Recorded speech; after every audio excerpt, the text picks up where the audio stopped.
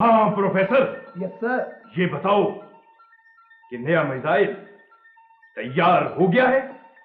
Sir नया missile तैयार हो चुका है। Very good very good.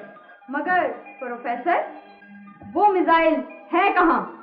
वो मिसाइल बस प्रोफेसर बस। मिसाइल का साइज बहुत बड़ा होना चाहिए। जब वो दुनिया पर गिरे तो दुनिया तबाह हो जाए प्रोफेसर। सर ऐसा ही होगा। Very good. आप बेफिक्र रहिए। इस बार मैंने ऐसा मिसाइल तैयार किया है जो पहले वाले मिसाइल से 10,000 गुना ज्यादा ताकतवर है। Very good professor.